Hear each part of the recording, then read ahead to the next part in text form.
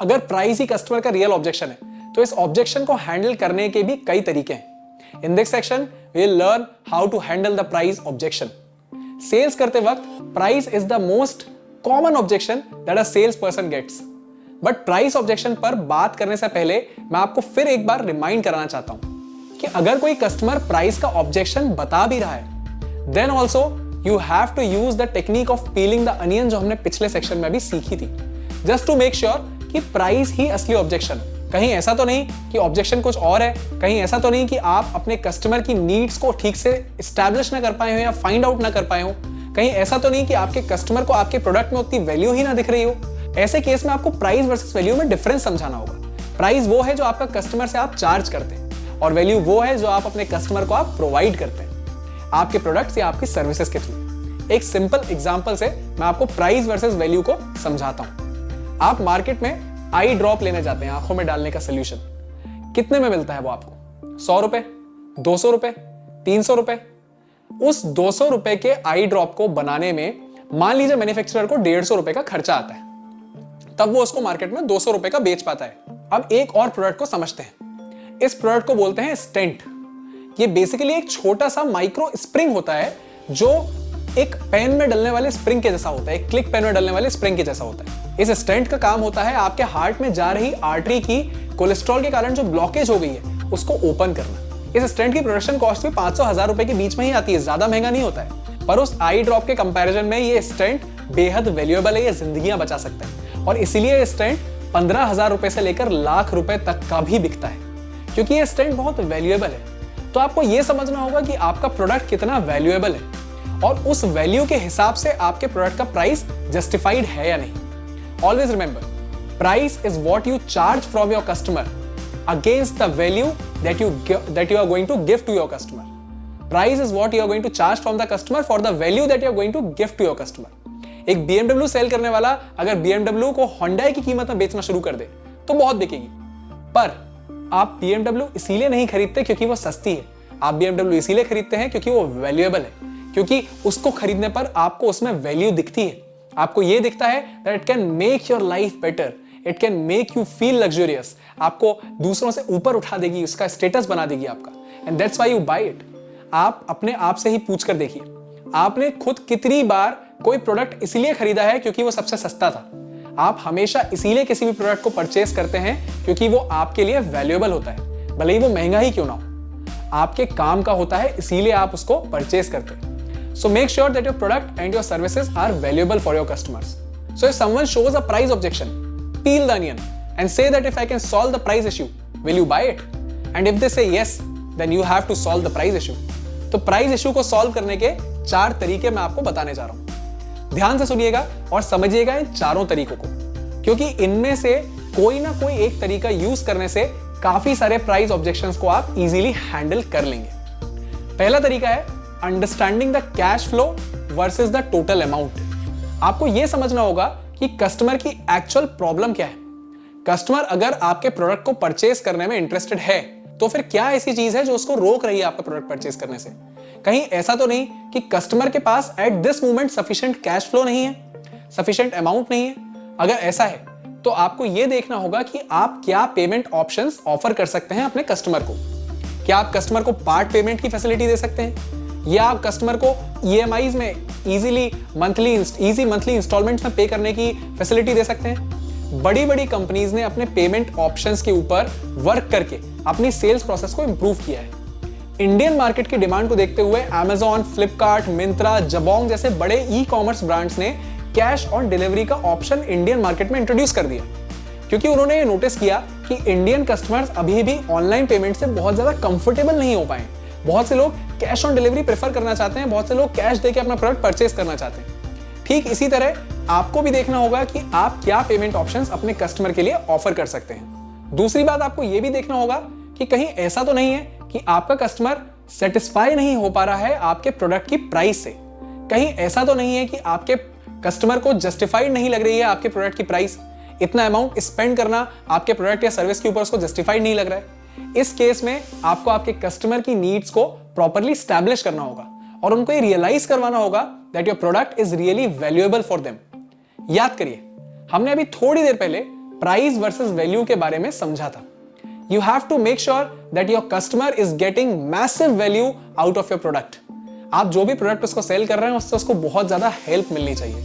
Because when value comes into picture, जब picture में value की बात आ जाती है, the price becomes irrelevant. Price का कोई अस्तित्व नहीं रह जाता अगर वैल्यू बहुत दे रहा है आपको प्रोडक्ट तो। अगर कस्टमर प्राइस को लेकर ऑब्जेक्शन दिखा रहा है तो उसका एक कारण और हो सकता है, और इस प्रॉब्लम का नाम है द प्राइस और आर प्राइस। क्या नाम है? द प्राइस और आर प्राइस।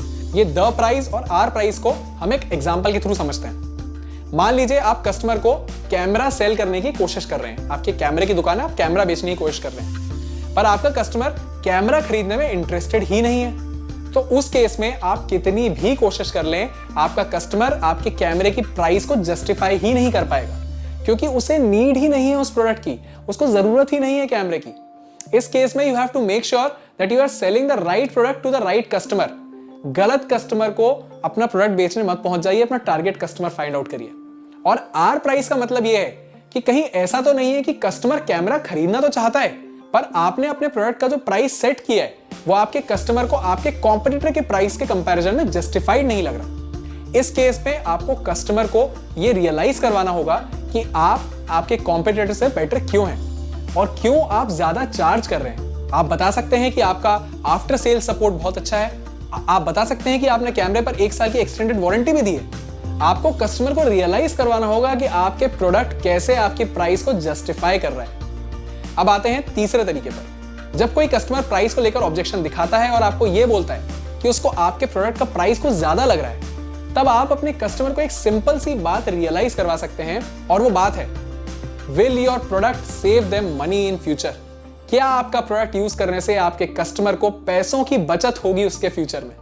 अगर आप उनको ये रियलाइज करवा सकें तो काफी चांसेस हैं इस बात के कि वो कस्टमर आपका वो प्रोडक्ट या आपकी सर्विस परचेज कर लेगा, क्योंकि उन्हें ये फील होगा कि लॉन्ग टर्म में आपका प्रोडक्ट यूज करने से या आपकी सर्विस यूज करने से उनका पैसा बचेगा। इस मेथड को 2 एग्जांपल से समझते हैं। जब भी कोई कस्टमर मेरा फिटनेस क्लब ज्वाइन करने आता है और प्राइस के ऊपर ऑब्जेक्शन करता है या ये बोलता है कि उसको प्राइस कुछ ज्यादा लग रहा है जिम मेंबरशिप का, तो मेरी टीम कस्टमर को यह रियलाइज करवाती है कि 5 साल तक वर्कआउट करने से उनकी हेल्थ में जो इंप्रूवमेंट आएगा, उनके इम्यून सिस्टम में जो इंप्रूवमेंट आएगा, उससे वो बहुत सारा पैसा बचा लेंगे, जो कि उनके मेडिकल एक्सपेंसेस पर आता। एक ऐसा इंडिविजुअल जो एक्टिव रहता है, जो रेगुलर वर्कआउट करता है, उसके मेडिकल एक्सपेंसेस हमेशा कम रहते हैं in comparison to a person who is non active, या जो वर्कआउट नहीं करता, अपनी फिटनेस पे ध्यान नहीं देता। जब कस्टमर को ये रियलाइज होता है तो उसे जिम मेंबरशिप में वैल्यू दिखने लगती है और प्राइस इररिलेवेंट हो जाती है। सेकंड एग्जांपल है ये सेल्स कोर्स, जिसे आप अभी अटेंड कर रहे हैं, आप सुन रहे हैं। अगर कोई पोटेंशियल कस्टमर को ये महसूस होता है कि इस कोर्स का प्राइस कुछ ज्यादा है, तो मैं एक बहुत सिंपल क्वेश्चन उस कस्टमर से पूछता हूं। मैं ये पूछता हूं कि आपको क्या लगता है सर, इस कोर्स की कीमत एक अनट्रेन्ड एम्प्लॉय से भी ज्यादा है? इस कोर्स पे 3-4 हजार रुपए खर्च करने से आपका एम्प्लॉय या आप खुद सेल्स पर मास्टरी हासिल कर सके और अपने बिजनेस में एक्सपोनेंशियल ग्रोथ कर सके, इंप्रूवमेंट कर सके, तो क्या आप पैसा खर्च करना चाहेंगे? और ये रियलाइज करने के बाद कस्टमर को सडनली इस कोर्स में वैल्यू दिखने लगती है, एक वैल्यू समझ में आ जाती है कोर्स की, और ये समझ में आ जाता है कि कुछ हजार रुपए खर्च करके वो लाखों रुपए कमा सकता है फ्यूचर में। तो इस कोर्स की प्राइस बिल्कुल ठीक है। So this means that you have to make your customer realize that they can save money or they can make extra money in future by using your product or your services. एक और तरीका है price objections को handle करने का, 4th वे, और इस तरीके का नाम है प्राइस पर यूज। आप इजीली अपने प्रोडक्ट या अपनी सर्विस का टोटल प्राइस को जस्टिफाई कर सकते हैं प्राइस पर यूज को दिखाकर, कॉस्ट पर यूज को दिखाकर, कॉस्ट पर किलोग्राम दिखाकर, cost per day, cost per head, cost per kilometre. आपने कभी उबर टैक्सी या ओला के एडवर्टीजमेंट को नोटिस किया है? आपने देखा ही हो कहीं ना कहीं उबर या ओला का एडवर्टीजमेंट। वो अपने एडवर्टीजमेंट में हाईलाइट करते हैं get your Uber ride at just 11 rupees per kilometre. Basically उनकी स्ट्रैटेजी का पार्ट है। अब किसी को अगर 100 किलोमीटर जाना है तो उसको वैसे भी 1100 रुपए लग जाएंगे, पर 11 रुपए पर किलोमीटर में ब्रेकडाउन करने से सडनली वो कॉस्ट बड़ी कम दिखने लगती है, बड़ा सस्ता दिखने लगता है उबर का राइड। मैं भी जिम मेंबरशिप सेल करते वक्त इस स्ट्रेटेजी को यूज करता हूं। मान लीजिए मेरी ईयरली जिम मेंबरशिप की जो कीमत है, जो प्राइस है, वो है 15,000 रुपए। तो मैं कस्टमर को काउंसलिंग करते वक्त उस मेंबरशिप का पर डे कॉस्ट कस्टमर को रियलाइज करवाता हूं, जो कि 40 रुपए के आसपास आता है। मतलब एक दिन की 2 सिगरेट और 3 समोसे अगर छोड़ दिया जाए तो कोई इजीली जिम मेंबरशिप ले सकता है। तो ये एक बहुत अच्छा और पावरफुल तरीका है आपके प्रोडक्ट की प्राइस को जस्टिफाई करने का। You can show the price पर यूज टू योर कस्टमर। तो चलिए अगले सेक्शन पर जाने से पहले क्विकली रिवाइज कर लेते हैं हमने क्या सीखा इस सेक्शन में अभी तक about handling price objections. First we have learned that price is mostly not the real objection. You have to peel the onion to understand the real objection and then you have to solve it. Second, we have learned that you have to understand whether the real problem is cash flow or total amount. Cash flow real problem है या total amount problem है? अभी cash नहीं है या आपके product की price justify नहीं हो पा रही है? Third, you have to make sure that your price is relevant to the value that you are giving through your product or your service. That you have to also make sure that you are targeting the right customer for your product and services. गलत customer को अपना product बेचने की कोशिश मत करिए. And fourth, you have to make your customer realize the price per use of your product or your service. And how much money can they save and how much money can they make by using your product in long term. कितना पैसा वो बचा या कमा सकते हैं आपका product use करने से। और इस सेक्शन को खत्म करने से पहले एक बोनस टिप आप लोगों के लिए। अगर आपको भरोसा है कि आपके प्रोडक्ट या आपकी सर्विस बहुत वैल्यूएबल है आपके कस्टमर के लिए और अगर आपके लिए पॉसिबल हो तो अपने कस्टमर को अपने प्रोडक्ट का डेमो या सर्विस का फ्री ट्रायल ऑफर करिए।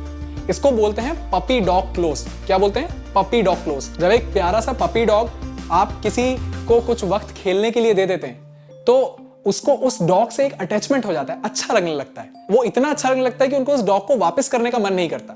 ठीक उस तरह जब आप अपने प्रोडक्ट का डेमो देते हैं या अपनी सर्विस का डेमो देते हैं या फ्री ट्रायल देते हैं कस्टमर को और उसको उस प्रोडक्ट में वैल्यू देखने लगती है, उस सर्विस में वैल्यू देखने लगती है, तो नेचुरली वो कस्टमर आपकी सर्विस या आपके प्रोडक्ट को पसंद करने लगता है और फिर आपकी प्राइस के ऊपर डिस्कशन नहीं करता। So use puppy dog close wherever necessary. So now let's jump to the next section of this course. यहां मैं आपको एक ऐसा बोनस टिप बताऊंगा जिससे कि आप आपके कस्टमर को बहुत इजीली कन्विंस कर पाएंगे आपके प्रोडक्ट को परचेस करने के लिए। और ये टेक्निक आपको और भी स्ट्रॉन्ग सेल्स रिलेशनशिप बनाने में भी हेल्प करेगी। इस टेक्निक का नाम है फील फेल्ट फाउंड। क्या नाम है? Feel felt found. Let's learn about this technique of having a more strong close, of building a more strong relationship with your customer in the next section. Let's learn about feel, fail,